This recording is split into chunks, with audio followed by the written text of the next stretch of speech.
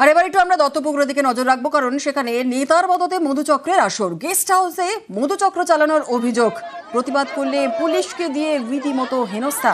জিয়াউল রয়েছে আরো বিস্তারিত, বলবে জিয়াউল।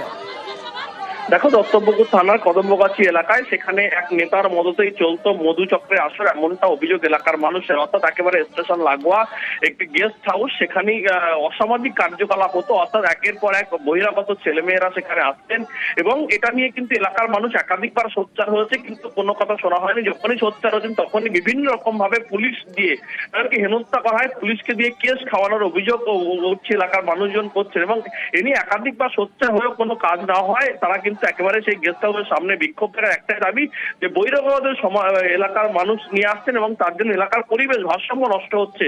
এ নিয়ে বিক্ষোভ চলে। খবর পেয়ে দত্তপুকুর থানা পুলিশকেও প্রায় ঘন্টা দুয়েক ধরে বিক্ষোভ করার একটাই দাবি, যতক্ষণ না পর্যন্ত এই মধুচক্রের আসর ভাঙা হোক বা মধুচক্রের যারা চালাচ্ছে তাদের গ্রেপ্তার করতে হবে, এই দাবি তুলে বিক্ষোভ দেখায়। পরবর্তীকালে পুলিশ সেখান থেকে প্রায় 5 জনকে গ্রেপ্তার করেছে। ফলে যথেষ্ট উত্তেজনা ছাড়া কিন্তু দীর্ঘক্ষণ পুলিশের মদতে এই মধুচক্র আসর হতো, এমনটাও কিন্তু এলাকার মানুষ অভিযোগ করছেন।